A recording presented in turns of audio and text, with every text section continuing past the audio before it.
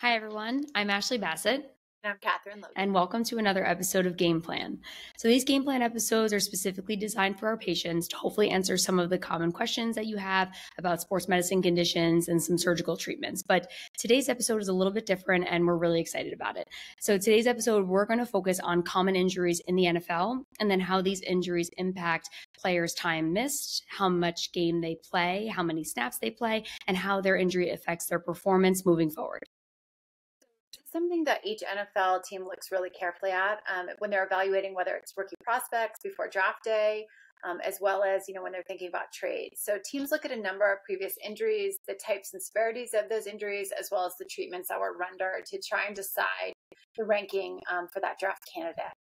So this is just one facet of the evaluation. A physical examination is also performed at the combine, and those performance metrics post-injury are obviously taken into account. But as the literature continues to grow in this area, it's becoming more and more feasible to project a player's injury risk, their career length, and then their performance as well. And this is useful information for NFL teams, but also for avid fans of fantasy football when you're trying to determine who to draft for your team. So our discussion today is really going to focus on those common injuries and how that injury history may affect player reliability, meaning are they going to play all the games this season, and how it's going to affect their performance most importantly. Yeah, so we're going to try and hit a lot of the common injuries today, but you can also look out in the future for this season. We're going to be highlighting injuries as they occur and how we believe this is going to impact your favorite players and teams. So I think we're going to kick it off, Ashley, with clavicle fractures. Yeah, we figured we'd just start at the top, work our way down. So clavicle fracture, for those who aren't familiar, it's also called a collarbone fracture. It's essentially a fracture of the bone that spans from your sternum, or what's called your breastbone, over to your shoulder. Most commonly, the fractures occur in the midshaft, which is the central aspect. We'll have a nice diagram up for you. And it accounts for about 10% of all sports-related fractures, and it's very common in contact athletes. So these fractures can be treated both surgically or non-surgically, and there's ample literature to support both. And we have, a few articles that we can discuss a little bit further, Catherine, but those 3 articles looked at both operative and non-operative treatment.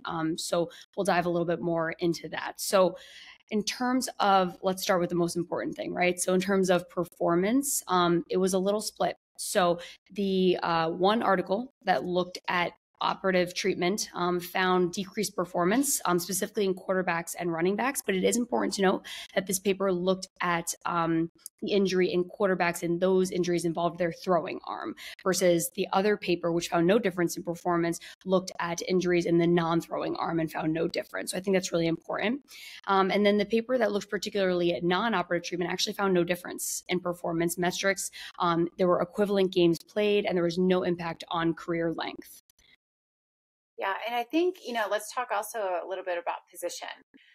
So part of it was the decreased performance was found primarily in quarterbacks and running backs.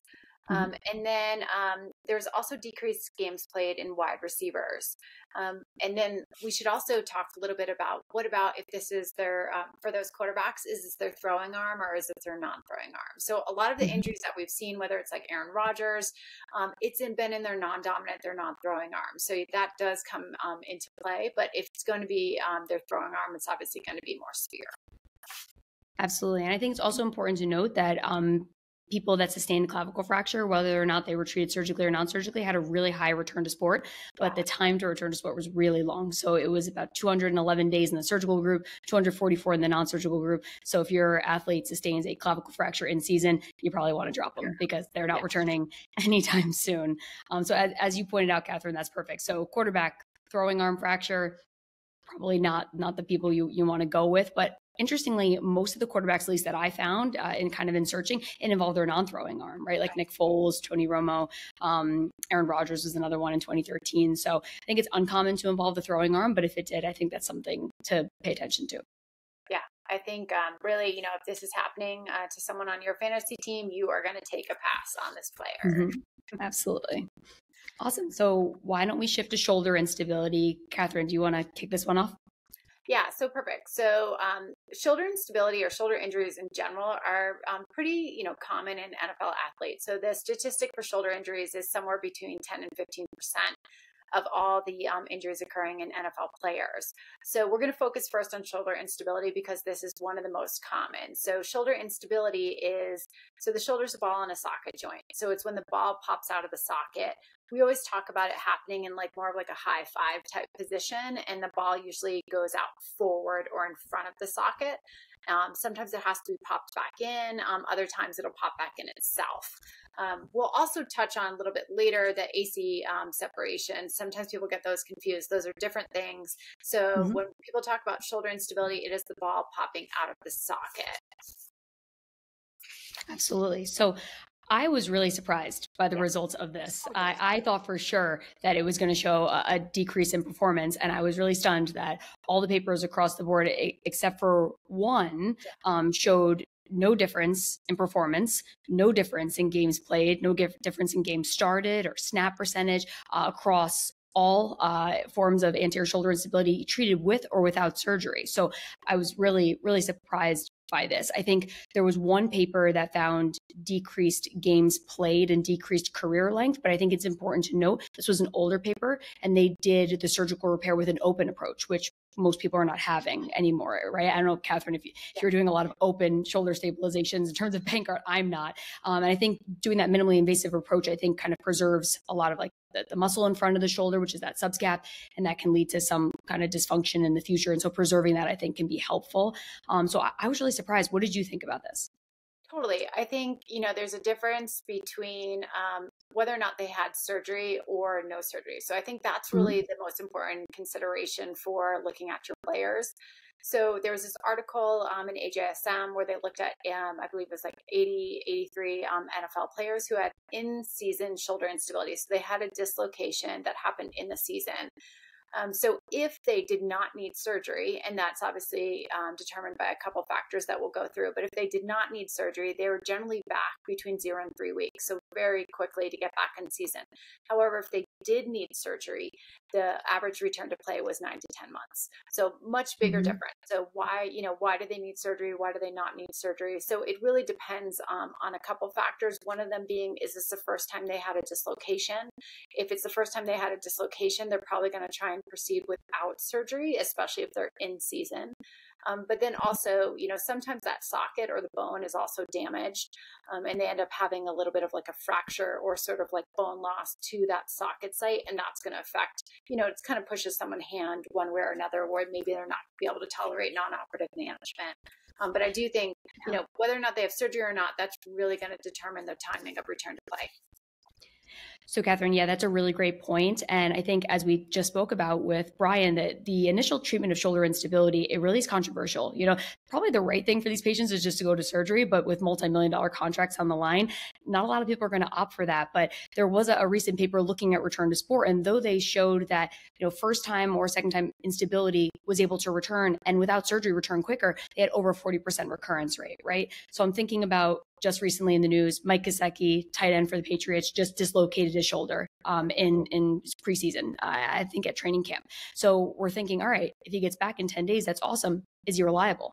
Is he going to pop back out in the season? And then is he out for the whole season because he's going to go for surgery, or is he going to go back in and just pop out again? Now, we obviously don't know the details, haven't seen his MRI, don't know if it was a dislocation or subluxation, but just important things to note that we may pat ourselves on the back and say they got back in 10 to 14 days, but are they going to stay in? And so that's someone, sorry, Mike, that I might pass on this year just because it's really unpredictable.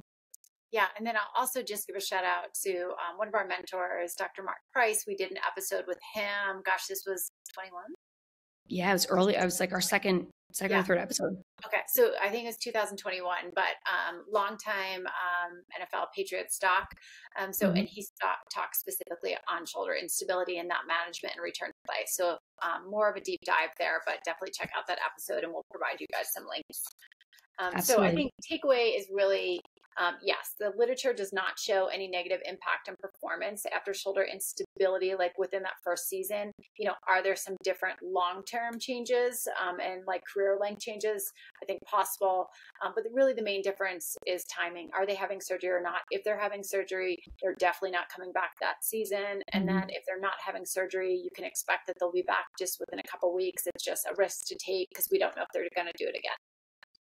Absolutely.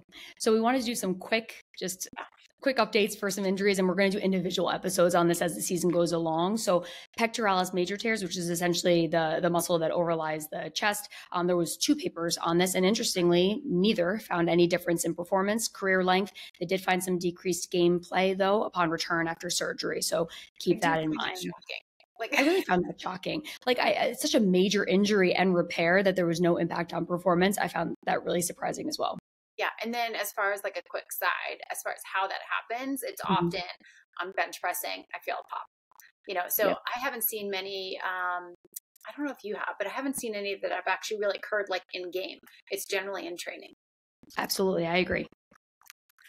So the next up is a slap tear. So what is a slap tear? We hear this all the time. You hear it a lot in baseball, but a slap tear, it's the superior labrum. So the top of like basically our socket has a bumper around it that keeps the ball in place.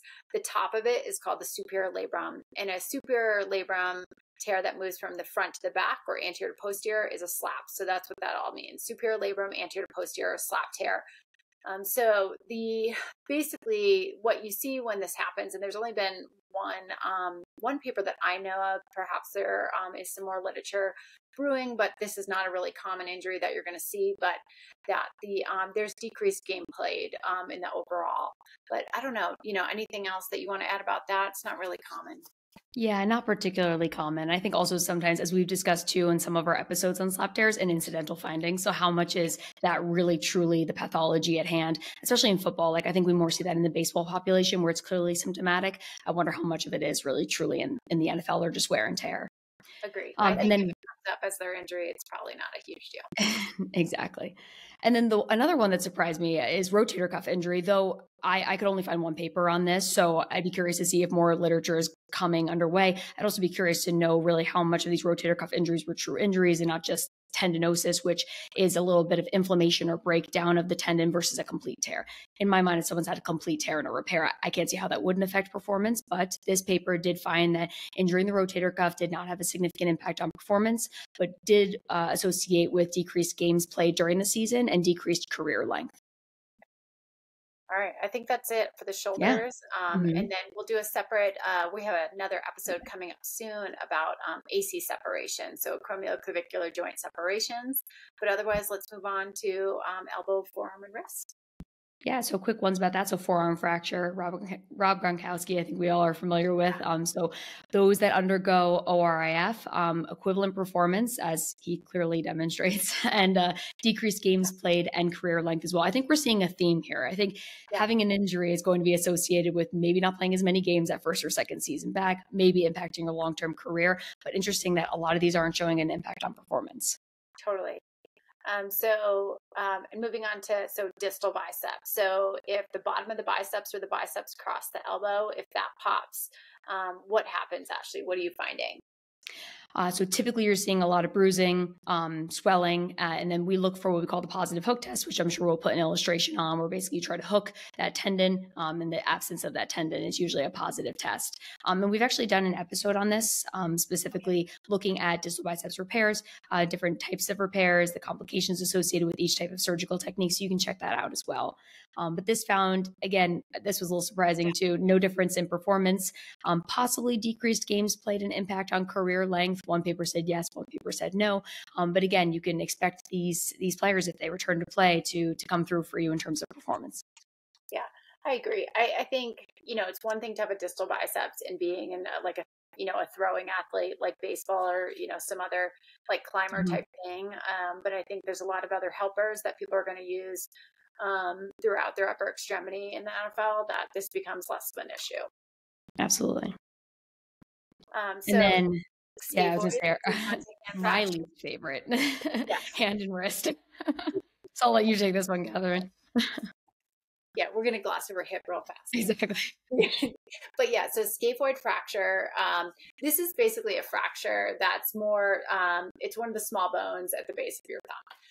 It's one of these fractures that can kind of go unnoticed. We always talk about it as far as like within our orthopedic training as something that when someone has a lot of pain sort of in that bottom of their thumb area, you have to really have a high suspicion that there's an injury. Even if the x-ray initially looks negative and we don't see anything really obvious, we have to repeat that x-ray a couple weeks later to check to see if it's there, or get an MRI. You know, and an NFL player, they're obviously going to get an MRI. But so what happens if we have that scaphoid injury? So basically there's only one paper. This is also less common in the NFL players, but if you do see it and they have surgery, it basically means that there's going to be a reduction in their overall games played, but their performance metrics are totally fine. Excellent. And then a thumb UCL injury, which is not to be confused with the elbow UCL injury that we've talked about many times on this show. But it's a stabilizing ligament around the thumb that just prevents your thumb from booking open, can be injured, especially in throwing athletes when that thumb kind of gets pulled and wrenched. Where they looked at, there was one paper that looked at repair and found equivalent performance, games played, and career length. So this does not seem to impact whatsoever. So now let's move on to the lower body. So let's talk about hip impingement. So hip impingement, Catherine and I's favorite, is essentially when there is an abnormal bone growth on one or both sides of the hip joint, which is the ball and socket joint at the pelvis. And this abnormal kind of bone growth can cause abnormal forces through the hip, which can cause tearing of either cartilage or labrum, which is the lining of the hip socket.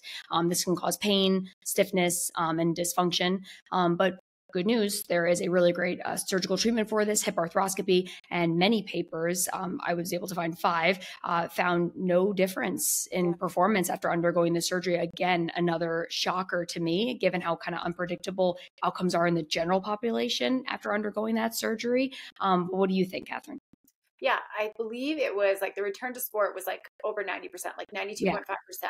And they generally return to sport at an average of 6 months, and there's no difference in their performance when they return. So, you know, I think it just probably says a little bit more about the sport. I think when we do see that reduced performance for return to sport after hip arthroscopy, some of those more really hip dependent sports, whether it's like a hockey goalie, so an NHL goalie, or even just like an NHL skater, as well as like figure skaters, dancers, you know, where there's just a little bit more demand on the hip as far as motion, we're not seeing those same performance levels. So it's probably just relative to really what we're asking the hip to do. So absolutely surprising. Like I would think like any sort of major surgery is going to reduce your performance, but this is just not one of them. Yes, exactly. Yeah, I think this maybe even points to people with symptomatic hip issues that may be hesitant to undergo surgery because of the outcomes that we're seeing in more of the general population. As you kind of pointed out, you're putting your hip through so much more stress. You know, these NFL players are putting the hip through so much stress that maybe addressing that underlying abnormal forces and abnormal bone growth can really help them, you know, get better function of that hip. And I think too, and I don't know if there's literature to bear this out, but we'll talk a little bit about core muscle injury. I think having restricted hip motion, that motion has to come from somewhere. And I think it communicates above and below. You can probably talk more about that, you know, from the PT side. But I would think that, you know, there's a higher risk of potentially hurting other soft tissue structures around the hip if you're not having that improved hip motion. So I almost wonder if that increases their ability to get back in and to perform so well. Yeah. I mean, I know in the lacrosse world, we'll see a lot of times that concomitant or, you know, happening at the same time where they'll have a core muscle injury or what you come here like a sports hernia, you know, quote unquote, that catch-all term. And they also have some hip pathology. And then, you know, if both are not dealt with, they're still left with the problem after undergoing one of the 2 surgeries, or, you know, just not rehabbing both successfully. So I think they do go a little bit hand in hand. But I think if it is someone who has a pure just hip pathology, I think the takeaway is go ahead and draft away. There's numerous studies that have no negative impact on the player's performance, their games played, or their career length after they have a hip arthroscopy for FAI or labral tears. Absolutely. So now we're going to leave the happy part of our talk today and talk about an injury that absolutely impacts performance, unfortunately. Yeah. So our favorite topic, not for this reason, but ACL tears. Yeah. So ACL tears, I mean, we can rattle off all the athletes that have had ACL tears. Kyler Murray, most recently in 2022, Javonte Williams, we have Sterling Shepard, Odell Beckham Jr. has had 2 in the same knee. Yeah. too. So it just, and you see the data really bears out. Unfortunate, it doesn't look too good. So there's a lot of papers. The one that really shocked me was one that was in 2022, which showed that the return to sport rate was only 55%. And then when they looked at 3 years, only 28% were still in the league, like 3 years after you rehab for at least a year after the surgery. So what is that, 2 years, and then you're out. So I think it's a pretty devastating injury, and not only impacts your ability to stay in the NFL, but also many studies have shown that it really impacts performance. And Catherine, maybe you can share a little bit more about that. Yeah, for sure. And one of our mentors, Preventure, who also used to be with the Patriots, he published on this topic too a few years ago, and found that there was no matter if you're just looking at all players, all sort of positions coupled together, that there was decreased games started and played, as well as decreased snap percentage. So. But I think, if you tease into the literature a little bit, like, does anybody do okay? And we found that the quarterbacks actually do okay. And we've seen this, so Tom Brady had an ACL, other quarterbacks have had an ACL. So Joe Burrow. Yep. And he came back. Yeah. So I think, if a player is safe, it's going to be your quarterback. Where you're really going to see that decreased performance as far as like who really, suffers from this, it's your running backs and your wide receivers, which makes a lot of sense. Absolutely. And not really particular for fantasy, because you're drafting defenses as a whole, but ACL injuries really impact defensive players as well. They looked at the amount of tackles, amount of fumbles forced and fumbles recovered, all of that, passes prevented, and significant decline in this after ACL surgery. So if you're looking at a defensive team that you're picking and you're really relying on one athlete in particular to be coming back from an injury, you might want to hit pause if that person has a history of an ACL injury. Agree. And you really pointed it out really well. So we really worry about wide receivers and running backs in terms of touchdowns, in terms of receptions, and in terms of yards as well too. So pretty much everything that we care about in terms of fantasy football.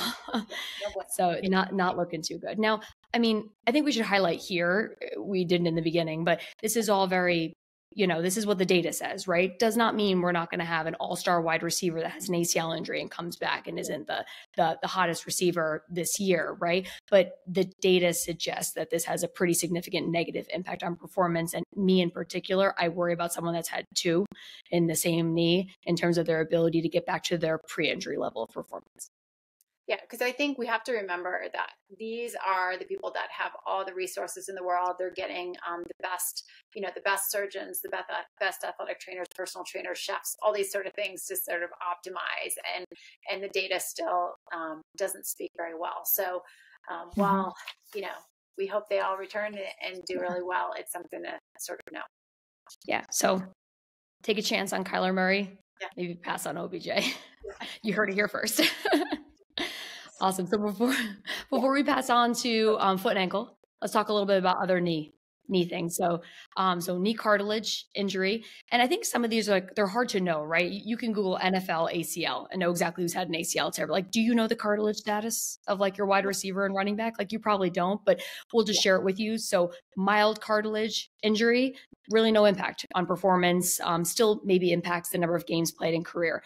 High level cartilage injury. So what that is 75% or more cartilage loss. So what we're talking about is basically arthritis for our listeners, significantly impacts performance and ability to play multiple games, which makes sense, right? If you have an arthritic knee, it's going to be painful. It's going to swell. You're not going to be able to play as long or as many games, and you're probably not going to play up to your pre-injury level of play. Yeah. And I think, we've both participated on studies with NFL athletes where we have access, where we've looked at this, the combine data and who's coming in and how they perform. And you do see a lot of guys who had injuries in college, whether it's like meniscus tears or ACL tears or whatever, and they usually have not, it's pretty often they also have a cartilage injury.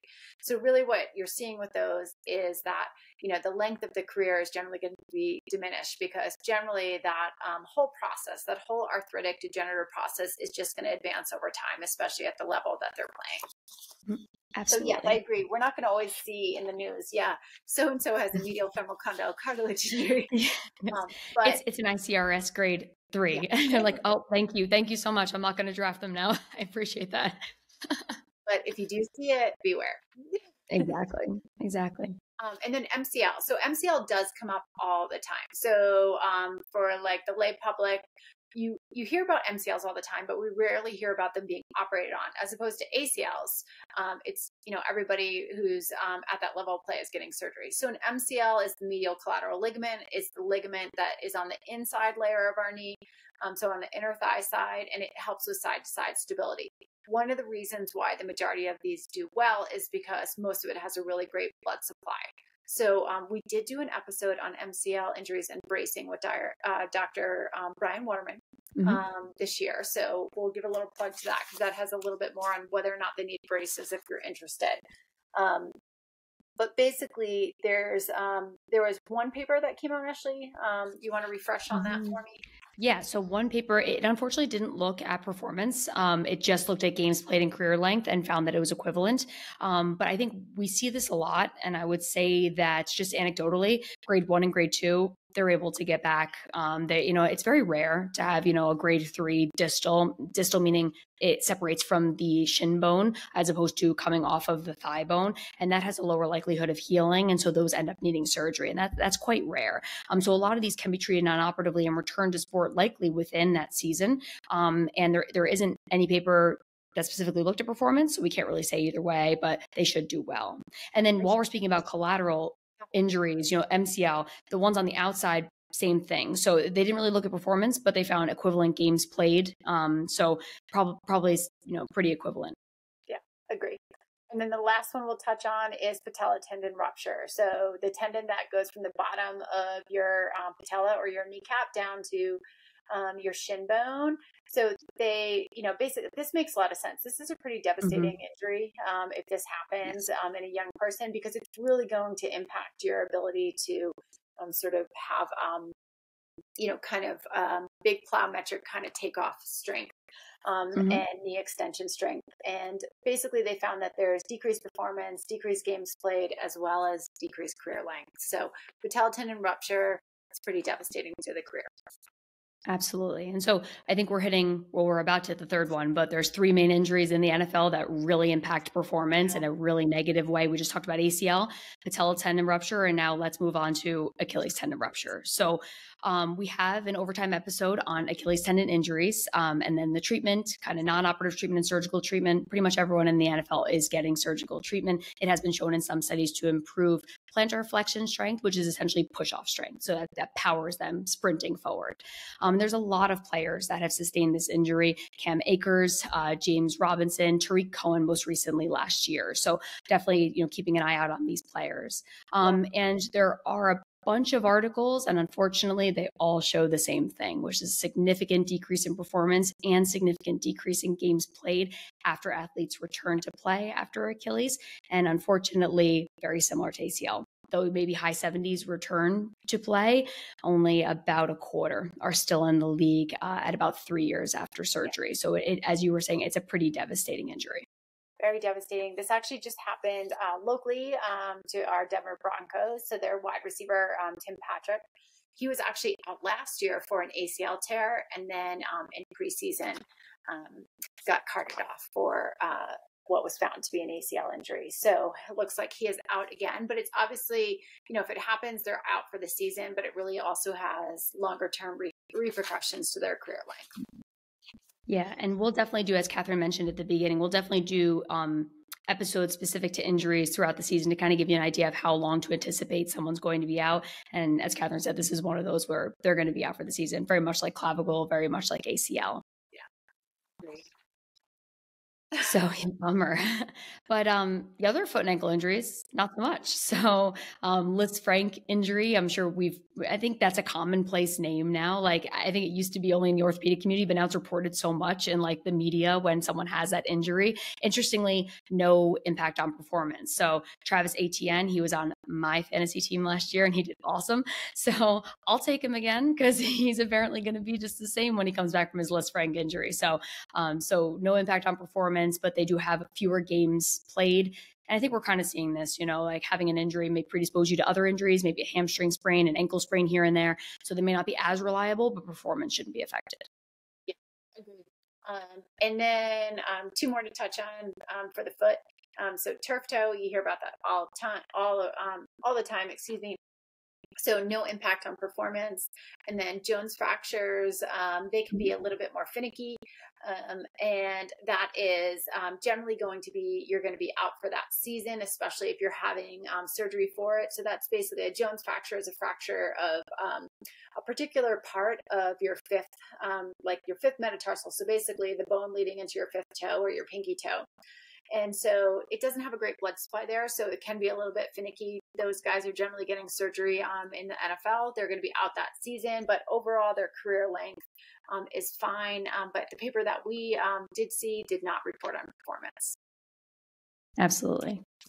So awesome. Well, we hope that you guys found this helpful. If you want to hear about specific injuries as the season is progressing, feel free to message us. Yeah, message us. We're on Twitter. We're on Instagram. You can also email us at thesportstalkspod@gmail.com. You can also message us through our website as well, too, which is www. I think I put too many W's there, just 3 W's, thesportstalkspod.com. We'd really like to hear what you want to hear about.